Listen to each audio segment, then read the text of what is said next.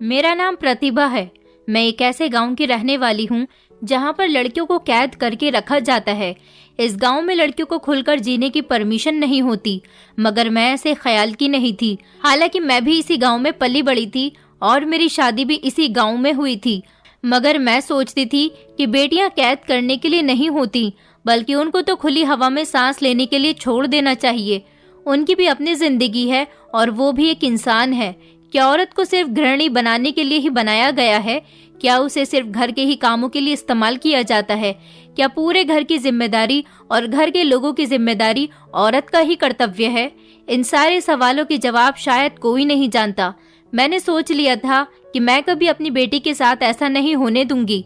मैं अपनी बेटी को फुल फ्रीडम देना चाहती थी, उसे मजबूत बनाना चाहती थी ताकि वो आने वाले समय से लड़ सके। जो औरतें और लड़कियां घरेलू होती हैं वो सिर्फ घर के कामों के लिए ही परफेक्ट मानी जाती हैं, पर जो औरत घर या बाहर दोनों के कामों में परफेक्ट हो वो ही एक समझदार और सुलझी हुई औरत होती है, जो बुरे हालात में अपनी जिंदगी के हर मुश्किल समय में मजबूती से लड़ सकती है। मैंने भी अपने ससुराल वालों से, यहाँ तक कि अपने रिश्तेदारों से भी लड़ झगड़ कर अपनी बेटी को स्कूल पढ़ने के लिए भेज दिया था। वो लोग उसकी शिक्षा के सख्त खिलाफ थे, क्योंकि हमारे गांव में बेटियों को घर से बाहर निकलने की परमिशन नहीं होती थी और 13 साल की उम्र में ही उनकी शादी कर दी जाती थी। मेरी बेटी के दोस्त का भाई शहर से हायर स्टडी करके आया था और वो बहुत अच्छी अंग्रेजी बोलता था। मेरी बेटी भी अंग्रेजी सीखना चाहती थी। मेरी बेटी की दोस्त ने उससे कहा था कि तुम मेरे घर आ जाया करो, मेरे भैया तुम्हें भी अंग्रेजी सिखा देंगे। मेरी बेटी उससे अंग्रेजी की ट्यूशन लेने के लिए जाने लगी थी। वो उसे फ्री में अंग्रेजी की ट्यूशन दे रहा था। हमारे गांव में काफी सारे ऐसे लड़के थे जो शहर से पढ़कर आए थे और शहर में जाने के बाद ही कामयाब हुए थे। मेरी बेटी के दोस्त का भाई पढ़ाई में बहुत अच्छा था और शहर से पढ़ाई करने के बाद वो अपने परिवार के लिए काफी कुछ कर रहा था। मैं भी सोचती थी कि मेरी बेटी भी अगर पढ़ लिख जाएगी तो आगे चलकर वो मेरा सहारा बनेगी, क्योंकि मेरा बेटा इस लायक नहीं था। मगर जब से मेरी बेटी वहाँ ट्यूशन जाने लगी थी उसकी हरकतें बड़ी अजीब हो गई थी। मैं सारा दिन अपने पति और अपने ससुराल वालों से बातें सुनती रहती थी, फिर भी उसे रोज ट्यूशन और स्कूल भेजती थी। उसके लिए मेहनत करती थी ताकि उसके खर्चे निकाल सकूं। पर आज जो चीज उसने मेरे सामने रखी उसे देखकर तो मैं हैरान रह गई थी। वो ट्यूशन से आई थी तो उस चीज को अपने हाथों में पकड़े हुए बैठी थी। वो मेरे सामने ऐसे बैठ गई कि जैसे बहुत बड़ा वर्ल्ड कप लेकर आई है और मैं उसकी तारीफ करूंगी। मैंने उससे पूछा कि ये सब कुछ क्या है? क्या ये सब तुमने किया है? तुम आखिर ये क्या कर रही हो? उसने कहा, माँ मैं कुछ नहीं करती। बस ये कहकर वो खामोश हो गई थी। मुझे गड़बड़ का एहसास हो रहा था। इस बारे में मैं किसी को बता भी नहीं सकती थी। एक दिन मैं अपनी बेटी के दोस्त के यहाँ चली गई और चोरी चुपके उसके घर में जाकर देखा तो ये देखकर दंग रह गई कि मेरी बेटी तो अपने दोस्त के घर में थी ही नहीं। वो कहकर तो मुझसे अपनी दोस्त के घर का ही आती थी। अपनी बेटी को उसके दोस्त के घर पर ना देखकर मेरे तो होश ही उड़ गए थे कि आखिर वो कहाँ चली गई थी। फिर जब अगले दिन मैंने अपनी बेटी का पीछा किया तो मुझे पता चल गया था। अपनी बेटी को देखकर मेरे पास उसके पास तक जाने की हिम्मत नहीं थी, लेकिन वो नज़ारा मुझे मार डालने के लिए काफ़ी था, क्योंकि मेरी बेटी की उम्र 16 साल थी। उसका नाम मैंने अपने नाम की तरह ही रखा था, प्रतीक्षा। प्रतीक्षा बहुत ही भोली भाली थी और बहुत खूबसूरत थी। वो अपनी माँ पर गई थी क्योंकि मैं भी बहुत खूबसूरत थी। इतनी खूबसूरत थी कि मेरे पति ने जब मुझे पहली बार देखा था तो सबके सामने कह दिया था कि उसे मुझसे ही शादी करनी है। मेरे घर वाले गरीब थे और वो दहेज नहीं दे सकते थे। मेरे पति का कहना था कि उसे कुछ नहीं चाहिए, सिर्फ वो मुझसे शादी करना चाहता है। वो मुझे अपनी एक रिश्तेदार की शादी में मिला था। मेरी सास हम दोनों के रिश्ते पर तैयार नहीं थी, क्योंकि उनका कहना था कि उन्हें दहेज चाहिए। उनकी बाकी की बहुएं काफी सारा दहेज लेकर आई थी, लेकिन मेरे पति ने तो मेरी खूबसूरती की वजह से मुझे पसंद कर लिया था और उसने सब लोगों के सामने ये बात कह दी थी कि उसे दहेज नहीं चाहिए। सब लोगों के सामने जब ये बात आई तो उसके निर्णय का मान किया गया था। गांव के कुछ लोगों को उसकी ये बात पसंद भी आई थी कि वो एक गरीब बाप की बेटी से बिना दहेज के शादी करना चाहता है। इसी तरह मेरी शादी अपने पति के साथ हो गई थी और मैं अपनी ससुराल आ गई। पर इस बात के लिए कभी मेरी सास ने मुझे माफ नहीं किया था कि मैं कुछ लेकर नहीं आई हूँ। मेरे माता पिता मुझे सब कुछ देना चाहते थे, लेकिन एक गरीब इंसान सिर्फ सपने ही देख सकता है। गरीब इंसान चाहता तो बहुत कुछ है, लेकिन अपनी कमाई को देखकर वो अपनी ख्वाहिशों को पूरी करने से रुक जाता है। मेरी माँ ने शादी के समय मुझे अपना थोड़ा सा जेवर दे दिया था और मैं वही लेकर अपनी ससुराल चली गई थी। मेरी सास ने मेरा सारा जेवर छीन लिया था और फिर भी उनका यही कहना था कि इससे क्या होता है, तुम्हारी माँ को दहेज देना चाहिए था। अगर मेरे बेटे ने मना कर दिया था तो इसका मतलब ये नहीं कि तुम्हारी माँ खामोशी से तुम्हें विदा कर दे। और इस थोड़े से जेवर से क्या होता है, आजकल तो लोग बहुत सारा दहेज दे रहे हैं और वो सब कुछ होता किसके लिए है। लेकिन तुम देख लेना, तुम अपने घर से दहेज नहीं लेकर आई हो, कभी मेरा सामान इस्तेमाल करने की जरूरत नहीं है। शुरू के दिनों में ही मेरी सास ने मुझे बहुत टॉर्चर किया था। मेरे माता पिता ने मेरी बहनों को भी ज्यादा कुछ नहीं दिया था, क्योंकि हम 7 बहनें थे और मैं सबसे छोटी थी। हमारा कोई भाई नहीं था। मेरे पिता काफी बूढ़े हो चुके थे, उनसे अब मेहनत मजदूरी का काम नहीं होता था। मेरी माँ भी बीमार रहती थी। मेरी शादी होने के बाद वो दोनों घर में अकेले रह गए थे। मुझे हमेशा फिक्र लगी रहती थी कि ना जाने वो दोनों किस तरह से अपना गुजारा कर रहे होंगे। लेकिन भगवान किसी गरीब की प्रार्थना को रद्द नहीं करता। मैं इतना जरूर जानती थी कि ऊपर वाले के यहाँ देर है पर अंधेर नहीं है और सब कुछ ठीक हो जाएगा। मेरी माँ ने मुझे इस आशीर्वाद के साथ विदा किया था कि जो हम तुम्हारे लिए नहीं कर सके वो तुम्हारा पति जरूर करेगा। जो सुख हम तुम्हें अपने घर में नहीं दे सके वो सुख तुम्हें अपनी ससुराल में भी मिलेगा। पर ऐसा कुछ भी नहीं था। शादी के 1 साल में ही मैंने अपने बेटे को जन्म दिया था। मैं उससे बहुत प्यार करती थी, लेकिन मुझसे ज्यादा प्यार उसे मेरी सास करती थी। मेरी सास का कहना था कि बेटियां तो पराए घर की होती हैं, बेटे अपने होते हैं। फिर मैंने बेटी को जन्म दिया तो मेरी सास ने उसे मुंह उठाकर तक नहीं देखा। हमारे गांव में लड़कियों को कोई अहमियत नहीं दी जाती थी। उनको घर से नहीं निकलने दिया जाता था और घर से निकलने वाली लड़कियां बिगड़ी हुई कहलाई जाती थीं। और अगर कोई लड़की घर से निकलती तो सिर्फ अपनी माँ या पिता के साथ ही निकल सकती थी और ना ही बेटियों को बाहर के मर्दों के सामने आने दिया जाता था। तो उनके लिए पढ़ाई लिखाई करना तो बहुत दूर की बात थी।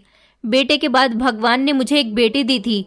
जब वो 9 साल की हुई तो मैंने अपने पति और ससुराल वालों के खिलाफ जाकर अपनी बेटी का एडमिशन सरकारी स्कूल में करवा दिया था। हमारे गांव में सिर्फ एक ही सरकारी स्कूल था और उसमें भी पढ़ाई ज्यादा ठीक से नहीं होती थी। मेरे लिए इतना ही बहुत था कि मेरी बेटी शिक्षा प्राप्त करे, क्योंकि वो कहीं और किसी स्कूल में भी नहीं पढ़ सकती थी। बड़ी मुश्किल से तो मैंने अपने गांव के सरकारी स्कूल में उसका एडमिशन कराया था, अपने ससुराल वालों से लड़ झगड़ कर। और फिर जब वो 12 साल की हुई और उसने 8th क्लास पास कर लिए थे तो मेरी सास ने इस बात पर हंगामा कर दिया कि अब वो काफी पढ़ चुकी है, अब उसे स्कूल ना भेजा जाए। मगर मेरी बेटी पढ़ाई में बहुत अच्छी थी। मैं उसकी पढ़ाई को नहीं रोकना चाहती थी। मेरी सास का कहना था कि अब इसे घर पर बिठाओ और इसे घर गृहस्थी सिखाओ, अब तुम्हारी बेटी की शादी कर दी जाएगी। मगर मैं इस बात के सख्त खिलाफ थी। मैं अपनी बेटी का बाल विवाह नहीं करवाना चाहती थी। अभी वो बच्ची थी, भले से ही हमारे गांव का ये रिवाज था, मगर मैं अपनी बेटी को यहाँ की रस्म रिवाज में शामिल नहीं करना चाहती थी। मैं चाहती थी कि मेरी बेटी कम से कम इंटर तो पास कर ही ले। आजकल 3 या 4 क्लासेस को क्या समझा जाता है। मैंने अपने सारे घर वालों से अपनी बेटी को आगे पढ़ाने के लिए झगड़ा मोल ले लिया था और अभी तक हार नहीं मानी थी। मेरी बेटी की पढ़ाई जारी थी।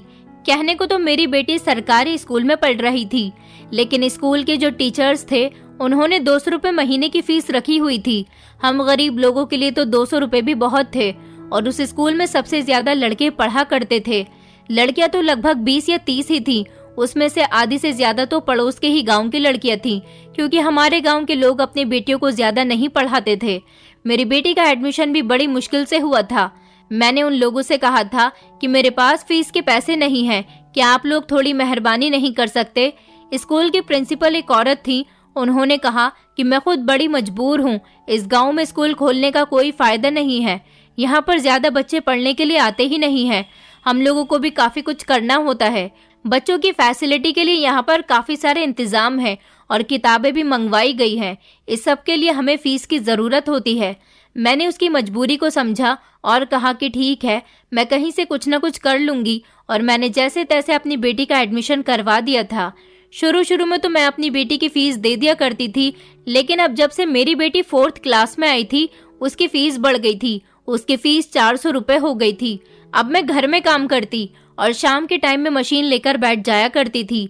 मैंने लोगों के कपड़े सिलना शुरू कर दिया था। मुझसे बहुत अच्छी सिलाई आती थी, लेकिन मुझे टाइम नहीं मिलता था, इसलिए मैंने कभी इस काम को नहीं किया।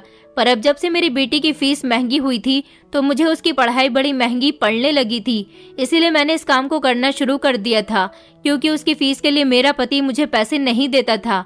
मैं 2-3 घंटे में काफ़ी सारी सिलाई कर लिया करती थी, जिससे मेरी बेटी की फीस के पैसे भी निकल आते थे और मैं उसकी ज़रूरतों को भी पूरी कर दिया करती थी। उसकी हर चीज़ का खर्चा मुझे ही तो करना होता था, क्योंकि मेरे पति को मेरी बेटी पसंद नहीं थी, उसे तो सिर्फ अपना बेटा ही पसंद था, इसलिए उन्होंने कभी उसकी जिम्मेदारी नहीं निभाई थी।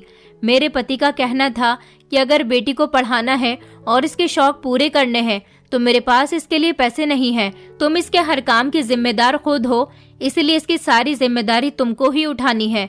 बेटियां बोझ होती हैं। मैं तो चाहता हूँ कि जल्द से जल्द इसकी शादी कर दूं, लेकिन तुम मुझे इसकी शादी नहीं करने दे रही हो, इसीलिए मैं इस पर 1 रुपया नहीं लगाऊंगा।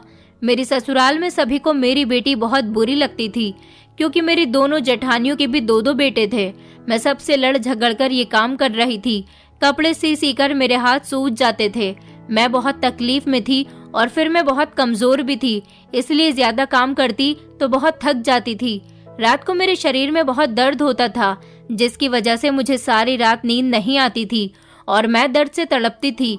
घर के काम के साथ साथ मुझे अपनी ससुराल के भी सारे काम करने पड़ते थे। मेरी सास मुझे इस बात की सजा दे रही थी कि मैंने बेटी पैदा की थी और मैं दहेज में कुछ नहीं लेकर आई थी, इसलिए पूरे घर के काम मुझे ही करने पड़ते थे। मेरी दोनों जेठानियां तो आराम से रहती थी और मेरी सास भी।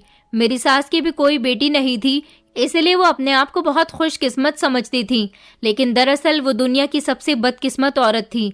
मैं अपनी बेटी पाकर अपने आप को बहुत खुशनसीब समझती थी, क्योंकि एक बेटी ही होती है जो माँ का सहारा बनती है।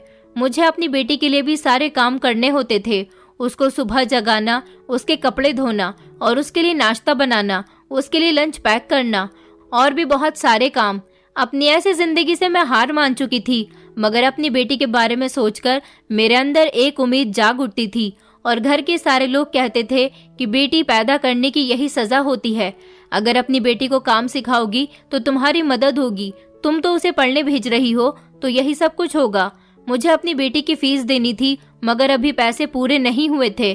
पहले से 1 हफ्ता ऊपर आ चुका था। मैं बहुत परेशान थी। टीचर बार बार मेरी बेटी से फीस के लिए कह रही थी। अगला महीना भी शुरू हो गया था और इस तरह से मेरी बेटी के 2 महीने की फीस चढ़ गई थी और उसके एग्जाम्स करीब आ रहे थे। टीचर ने कहा था कि अगर एग्जाम से पहले फीस क्लियर नहीं की तो तुम्हें स्कूल से निकाल दिया जाएगा। मेरे पास पैसे नहीं थे। मेरी बेटी की फीस काफी हो गई थी, ऊपर से और भी खर्चे होते थे। मुझे अब बहुत सारे पैसों की जरूरत थी। इतने सारे पैसे कहाँ से आते?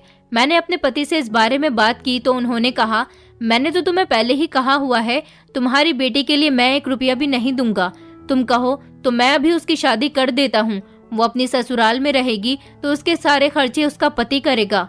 मैंने कहा, उसके लिए नहीं, मेरे खर्चे के लिए तो पैसे दे दो। उसने कहा, मेरे पास अभी पैसे नहीं हैं। मैंने सोचा था कि अगर थोड़े बहुत पैसे मेरा पति दे देगा तो मैं अपनी बेटी की फीस दे दूंगी, मगर मैं बहुत परेशान थी। मेरी बेटी के गांव में ही एक सहेली थी, वो मेरी सास की दूर की रिश्तेदार थी, इसीलिए वो हमारे घर काफी आती जाती थी। उसका नाम रश्मि था।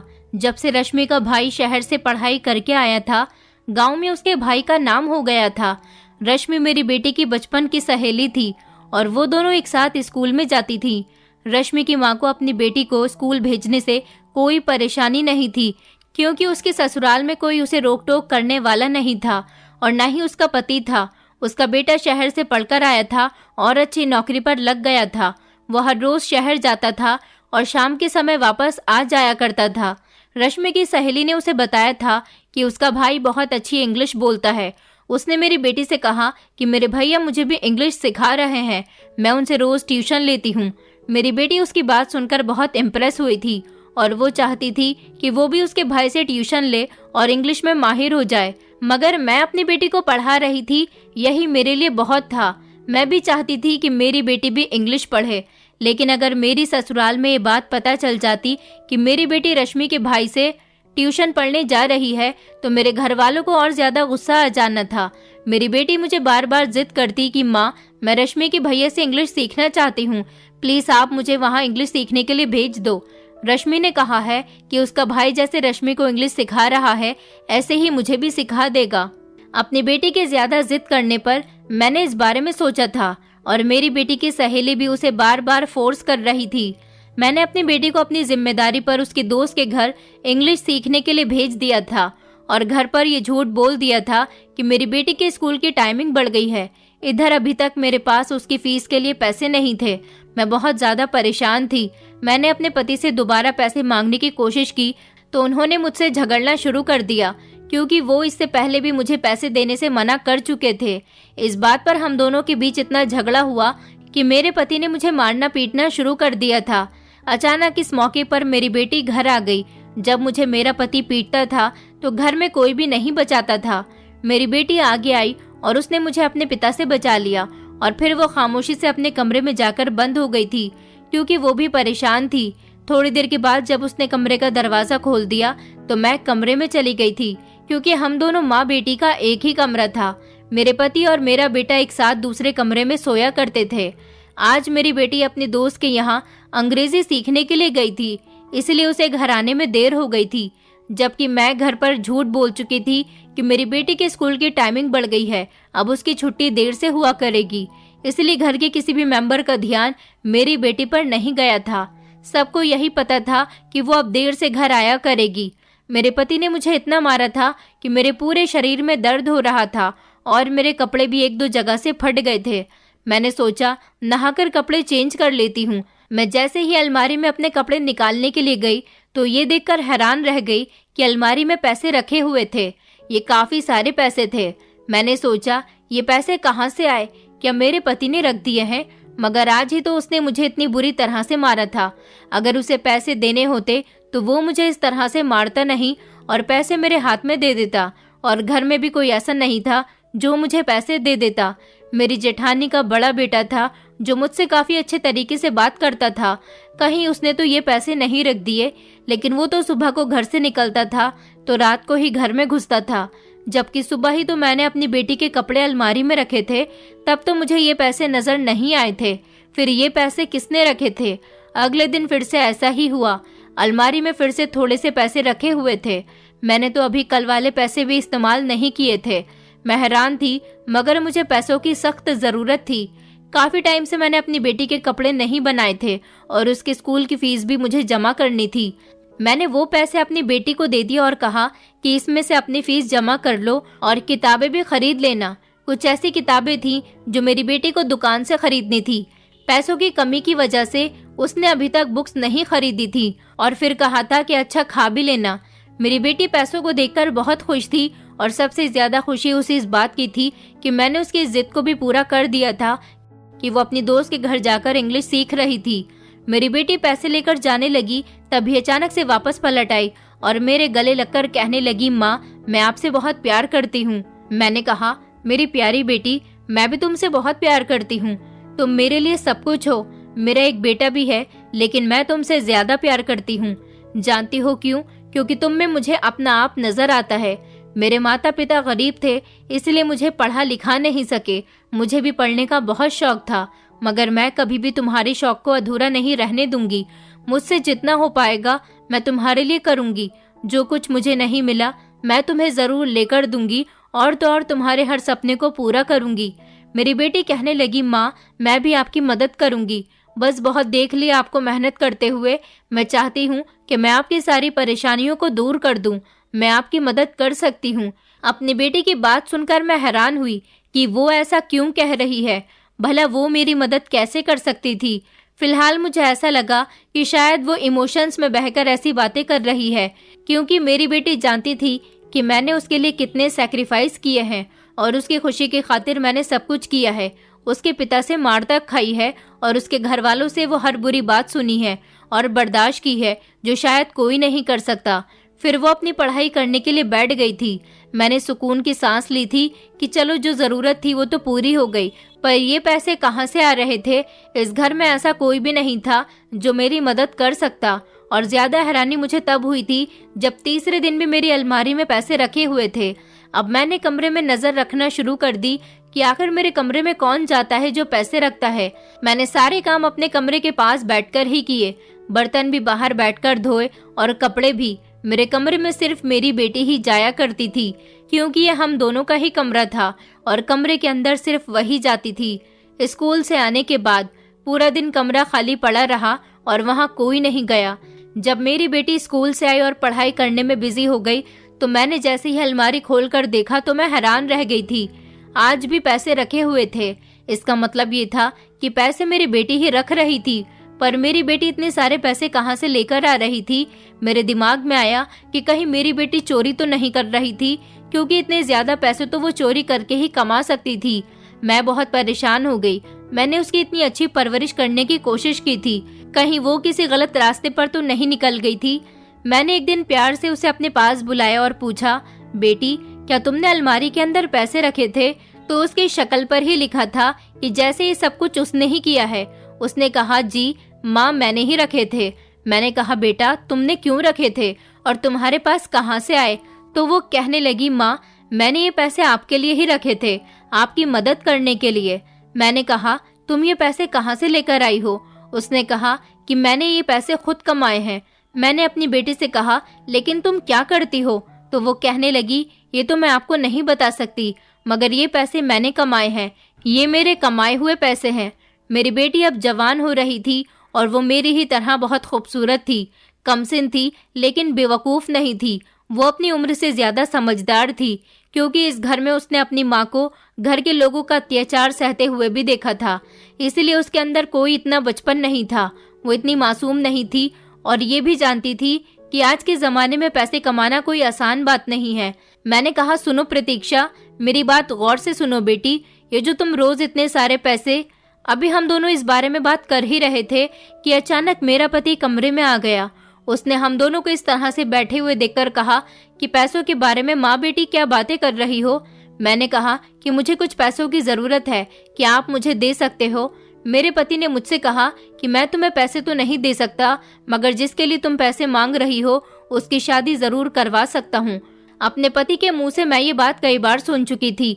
मैं अपनी बेटी को इतनी कम उम्र में शादी नहीं करवाना चाहती थी। मुझे गुस्सा आ गया और मैंने अपने पति से कह दिया कि जैसा आप सोच रहे हो ऐसा नहीं हो सकता। मुझसे अपनी बेटी के लिए जितना बन सकेगा मैं करूंगी, लेकिन कम उम्र में कभी भी उसकी शादी नहीं करूंगी। मेरे पति ने कहा, तो फिर ठीक है, मेरे पास एक भी रुपया नहीं है तुम लोगों के लिए। ये कहकर मेरा पति कमरे से बाहर निकल गया था। मेरा पति अभी दरवाजे के बाहर ही खड़ा हुआ कुछ कर रहा था। मेरी बेटी कुछ बोलने लगी, मैंने उसे इशारा करते हुए खामोश कर दिया था।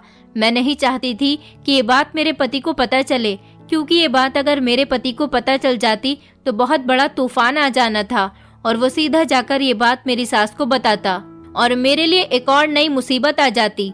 पहले मैं खुद पता करना चाहती थी कि आखिर बात क्या है। वैसे ये बात बहुत अजीब थी कि मेरी बेटी स्कूल जाती है और ट्यूशन जाती है, इसके अलावा तो वो कभी घर से बाहर निकलती ही नहीं। तो फिर वो पैसे कहाँ से ला रही थी? इस बात का जवाब तो वही दे सकती थी, मगर उसने तो जवाब देने से इनकार कर दिया था। एक दिन मैं उसके स्कूल चली गई। मैंने वहां जाकर देखा तो मेरी बेटी पढ़ाई कर रही थी।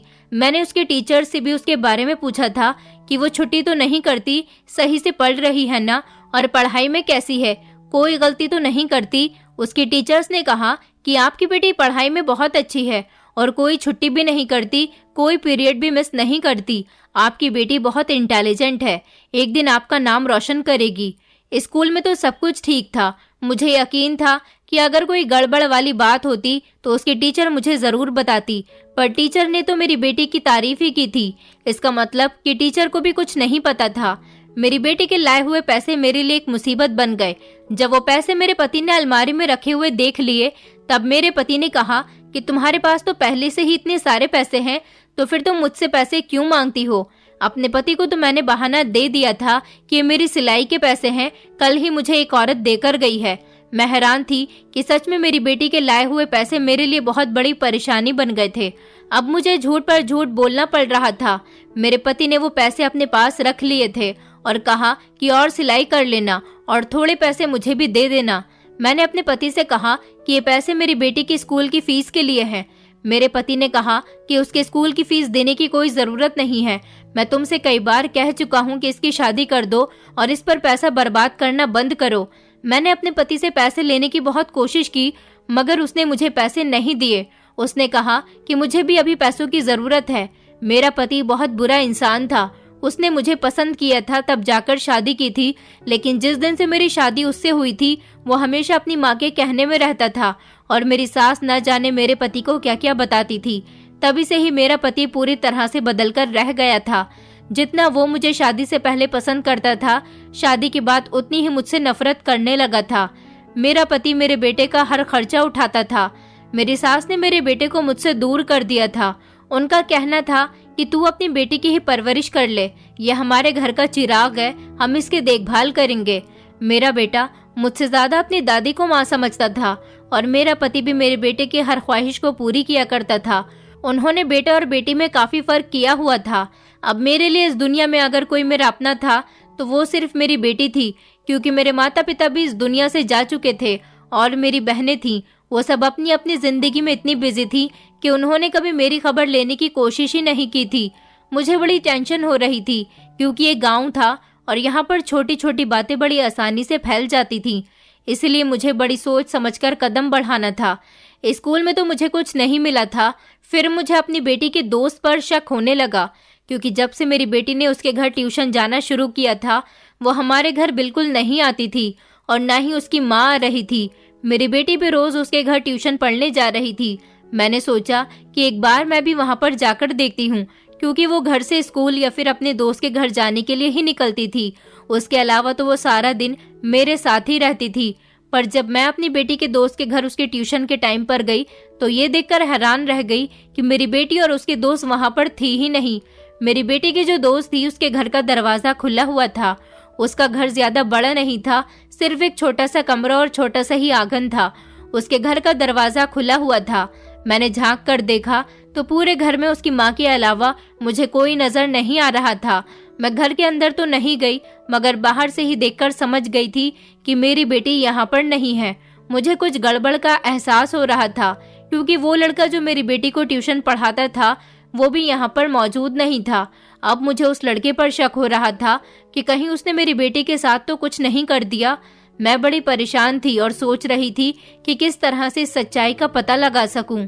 मैं खामोशी से अपने घर आ गई थी।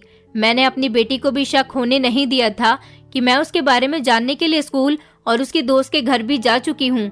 अगले दिन मैं अपनी बहन के घर का कहकर अपनी ससुराल से सुबह के समय ही निकल चुकी थी, क्योंकि आज मुझे आधा दिन लग सकता था। मेरी बेटी 5 घंटे तो स्कूल में ही रहती थी और उसके बाद 2 घंटे के लिए वो अपने दोस्त के घर जाने लगी थी। जब मेरी बेटी स्कूल चली गई तो मैं भी उसके पीछे पीछे उसके स्कूल गई। मैंने देखा कि मेरी बेटी स्कूल के अंदर चली गई है और अपनी क्लास में बैठकर पढ़ाई कर रही है।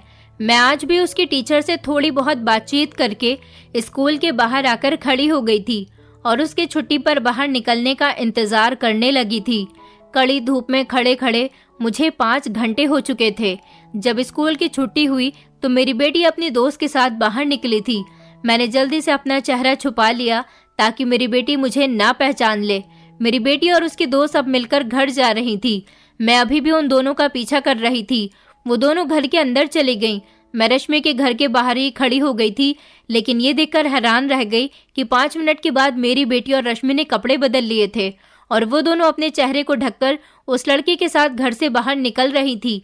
मैं चौकन्ना हो गई थी कि आखिर ये तीनों कहाँ जा रहे हैं। मैं उनका पीछा करने लगी। वो तीनों पैदल चलते चलते काफी दूर तक आ गए थे। वो तीनों तो आपस में बातें कर रहे थे, इसलिए उन्हें रास्ते का पता ही नहीं चल रहा था। मैं अकेली थी, इसलिए इतने दूर तक चलते चलते बहुत थक गई थी। हमारा गांव अब काफी दूर रह गया था और वो अब दूसरे गांव में आ गए थे। यह हमारे गांव के पास वाला ही गांव लगता था। इस गांव में आने के बाद ये तीनों एक बड़े से घर के आगे रुक गए थे और उसके बाद उस लड़के ने उन दोनों को घर के अंदर जाने का इशारा किया और खुद बाहर ही खड़ा हो गया था। रश्मि और मेरी बेटी घर के अंदर चली गई थी। ये देखकर तो मैं परेशान हो गई कि वो लड़का अपनी बहन और मेरी बेटी को कहाँ पर लेकर आया है और उसने उन दोनों को अकेले घर के अंदर कैसे जाने दिया। आखिर वो दोनों अंदर क्या करने वाली थी। मुझसे अब बर्दाश्त नहीं हो रहा था। मैंने फौरन जाकर उस लड़के का गिरेबान पकड़ लिया और कहा कि ये दोनों अंदर क्यों गई हैं। तू मेरी बेटी के साथ क्या करना चाहता है और यहाँ पर क्यों लेकर आया है। वो लड़का घबरा गया था और पहचान गया था कि मैं कौन हूँ। उसने मुझसे कहा, तसल्ली रखो आंटी, प्लीज मुझे छोड़ दो। आप प्रतीक्षा की मम्मी हो, मैं आपको अच्छी तरह से जानता हूँ, लेकिन एक बार मेरी बात तो सुन लो। उसने मेरे आगे हाथ जोड़ दिया और कहने लगा, आंटी आप ये भी तो देखो कि प्रतीक्षा के साथ साथ मेरी बहन भी है। उसके जुड़े हुए हाथ देखकर मैंने उसका गिरेबान छोड़ दिया था और उसकी बात सुनने लगी थी। उसने कहा कि आपको जानना है कि ये दोनों क्या कर रही हैं, तो आप मेरे साथ अंदर चलो। वो मुझे लेकर घर के अंदर चला गया था। ये घर काफी बड़ा था, पर जैसे ही मेरी नजर सामने की तरफ गई तो ये देखकर मैं हैरान रह गई थी कि मेरी बेटी और उसकी दोस्त के हाथ में झाड़ू थी और वो दोनों वहाँ का काम कर रही थी। अपनी बेटी को इस हालत में देखकर मेरी आंखों में आंसू आ गए थे। हम दोनों को इस तरह से देखकर वहाँ की मालकिन भी आ गई, जो कि बहुत खूबसूरत थी। उसने कहा, आलोक ये औरत कौन है। मेरी बेटी और रश्मि भी देख चुकी थी कि मैं उनका पीछा करते हुए यहाँ तक पहुँच गई हूँ। वो दोनों भी शॉक्ड खड़ी हुई थी। मैं फौरन ही अपनी बेटी के पास गई और उसके हाथ से झाड़ू छीनकर कहने लगी, क्या कर रही हो तुम यहाँ पर। मैं अपनी बेटी के थप्पड़ मारने जा रही थी, तभी मेरा हाथ उस मालकिन ने रोक लिया। मैंने अपना हाथ झटककर वापस छुड़वा लिया। मैंने कहा, आखिर यहाँ पर क्या हो रहा है। तब उस औरत ने मुझे एक ऐसी बात बताई, मेरी आंखों में आंसू आ गए और मैं जमीन पर ऐसे गिर गई जैसे मेरे शरीर से जान निकल गई हो। मैंने अपनी बेटी की तरफ देखा, वो भी रो रही थी। मुझे उस औरत ने अपने बारे में बताया कि मैं अभी 2 महीने पहले ही शहर से इस गांव में शिफ्ट हुई हूँ। मेरा इस दुनिया में कोई नहीं है, मैं बिल्कुल अकेली हूँ और मैं शहर के स्कूल की एक इंग्लिश टीचर हूँ। दरअसल मैं जब से यहाँ पर शिफ्ट हुई हूँ मुझे काम की बहुत परेशानी हो रही थी, क्योंकि मैं एक पढ़ी लिखी लड़की हूँ और मैं घर के काम बिल्कुल भी नहीं जानती। आपकी बेटी मेरे घर में काम करती है। आपकी बेटी ने कहा था कि वो मेरे घर की साफ सफाई कर दिया करेगी। बहुत प्यारी बेटी है आपकी और बहुत समझदार भी है। आपकी बेटी कोई गलत काम नहीं कर रही है। ये दूसरी लड़की रश्मि जो आलोक की बहन है, ये मेरे पास इंग्लिश सीखने के लिए आती थी। जब से आपकी बेटी मेरे घर में काम करने आने लगी है, तब से आपकी बेटी की मदद करने लगी है और इसके हिस्से के जो पैसे हैं ये भी वो अपनी दोस्त को दे देती है। रश्मि भी एक बहुत अच्छी लड़की है। मैंने रश्मि की तरफ देखा तो उसने अपनी आंखें झुका ली थी। रश्मि चाहती तो सिर्फ अपनी दोस्त को ही यहाँ पर काम करने दे सकती थी, मगर उसने उसकी मदद की। मैंने आपकी बेटी से पूछा था कि तुम ये काम क्यों करती हो, क्या तुम्हारा इस दुनिया में कोई नहीं है जो तुम ये काम करने पर मजबूर हो गई हो। अभी तुम्हारी उम्र भी कम है, तुम पढ़ाई करो। मगर आपकी बेटी ने मुझे कुछ ऐसा बताया जिसे सुनकर मेरा दिल बहुत दुखा था। उसने मुझे आपकी पूरी कहानी बता दी थी। आपकी बेटी ने मुझे बताया था कि मेरी माँ मेरे लिए बहुत मेहनत करती है, परेशान रहती है और थक जाती है, और रात को जब सो जाती है तो मेरी माँ को बहुत दर्द होता है और वो दर्द की वजह से सो नहीं पाती। उनके पूरे शरीर में हड्डियों में दर्द रहता है, लेकिन अगले दिन वो फिर से खड़ी हो जाती हैं। इसलिए मैं उनके लिए कुछ करना चाहती हूँ। उन्होंने मेरी पढ़ाई के लिए बहुत कुछ किया है। मैं सारी जिंदगी उनकी एहसानमंद रहूंगी। मेरा ये घर बहुत बड़ा है और मैं यहाँ अकेली रहती हूँ, इसलिए मुझे काम करने की बहुत परेशानी हो रही थी। मुझे वैसे भी एक नौकरानी की जरूरत थी। जब मैंने इस बारे में रश्मि को बताया कि मुझे नौकरानी की जरूरत है, तो उसने मुझे आपकी बेटी के बारे में बताया था। आपकी बेटी यहाँ पर 2 घंटे निकालकर मेरे पास आती है और इसने आपसे झूठ कहा है कि आलोक इसे ट्यूशन पढ़ाता है, जबकि मैं इन दोनों को ट्यूशन पढ़ाती हूँ। 1 घंटा ये दोनों पढ़ाई करती हैं और 1 घंटे में मिलकर ये दोनों घर को पूरी तरह से साफ कर देती हैं।